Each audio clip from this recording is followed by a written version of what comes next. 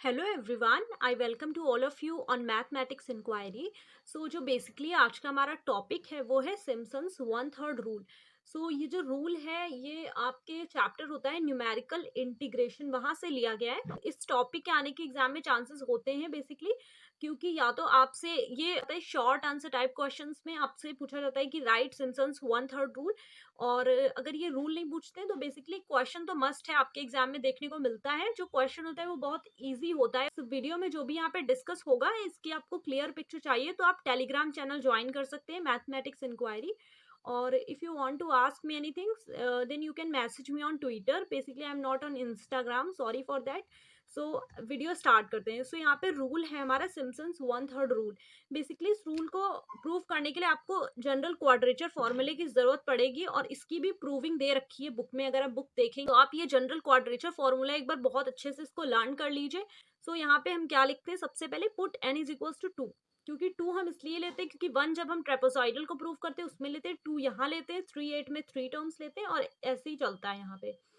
तो basically Simpson's one third rule में हम क्या करते हैं, यहाँ पे हम n is equal to 2 put करते हैं। जहाँ आपको n दिख रहा है, जैसे यहाँ पे n बाई 0 है, यहाँ पे n की टर्म है, n क्यूब है, n क्यूब अपॉन 6 है, यहाँ पे हमें इसकी जरूरत पड़ेगी। और यहाँ पे जो बेसिकली स्टार्टिंग में इसकी जरूरत पड़ती है, जैसे x0 to x0 plus nh है वहाँ पे, तो जहाँ पे n है वहाँ पे आपको 2 पुट कर देना, और यहाँ से 3 टर्म ग्रैप कर लेने। जैसे n बाई 0 है, n स्क्वायर 2 वाला ये टर्म ले लेना, और एक ये यहाँ से 3 टर्म्स हम ले लेते हैं, 2 पुट करते हैं। जब हम 1 पुट करते हैं तो हम 2 टर्म्स लेते हैं, जैसे कि n बाई 0 और n स्क्वायर 2 डेल बाई 0, जो कि मैं ट्रेपोजाइडल जब आपको फॉर्मूला करवाऊंगी तो आपको उसमें अच्छे से समझ में आ जाएगा।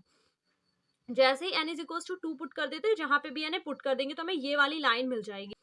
फिर यहाँ पे आ जाते हैं, तो यहाँ पे 2/0 4/2, ये बेसिकली n की वैल्यू रखने से, तो यहाँ पे आप इसको थोड़ा सा सिंप्लीफाई कर लीजिए, ये मिल जाएगा आपको।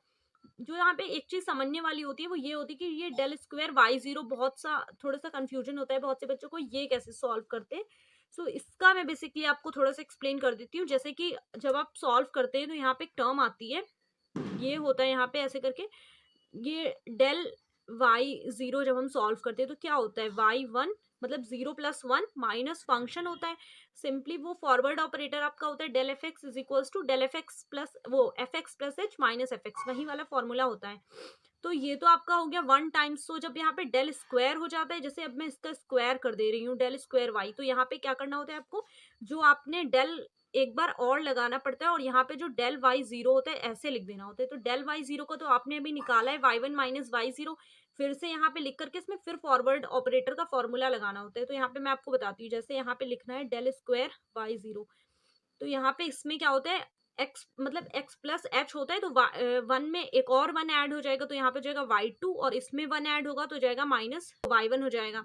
और फिर क्या करते हैं, फंक्शन को इसी में से माइनस कर देते हैं। तो अब ये वाला फंक्शन है हमारा, ये वाला फंक्शन है यहाँ पे, तो माइनस यहाँ पे इस बार माइनस होगा, y1 प्लस y0 हो जाएगा, क्योंकि माइनस करें तो साइन चेंज हो जाएंगे, ये मिल जाएगा। तो यहाँ से बेसिकली y2 मिल जाएगा आपको, और माइनस y1 हो जाएंगे 2y1, और यहाँ पे हो जाएगा माइनस वो प्लस का y0। सो जो कि यहाँ पे आपको लिखा हुआ है।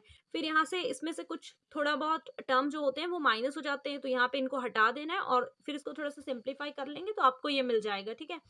फिर ये तो मिल जाता है, ये है value x0 to x0 plus H की। अब हमें फॉर्मूला लिखना है तो हमें बहुत सारे टर्म चाहिए होते हैं, मतलब n टर्म्स तक, तो हम n तो निकालेंगे नहीं, तो हम क्या करते हैं सिमिलरली लिख देते हैं, क्योंकि इस पेपर में जितने भी फॉर्मूलेज हैं वो सारे के सारे फॉर्मूले n टर्म्स के लिए बने हुए हैं।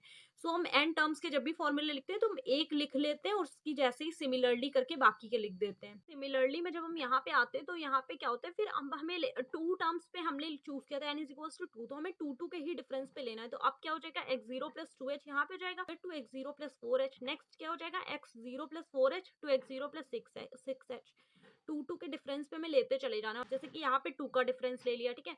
इसको हमें किस बेसिस पे चूज करना है, उसके लिए आपको यहाँ पे बेसिकली लास्ट का टर्म देखना होता है। यहाँ पे क्या था, y0 y1 y2, यही सीक्वेंस फॉलो करना है, 0 1 2, तो अब नेक्स्ट क्या होगा 2 3 4, इसी टाइप से आपको सिमिलरली करके यहाँ पे लिख देना है। सो बेसिकली जब आप ये टर्म लिख लेंगे फिर आपको लिखना होता है फाइनल फॉर्मूला n वाला। तो यहाँ पे हमने क्या चीज नोटिस की है, ये वाला जो पहला वाला जो दूसरा वाला टर्म होता है पहले वाले से 2 कम होता है, तो जब ये nh है तो ये n माइनस 2h है।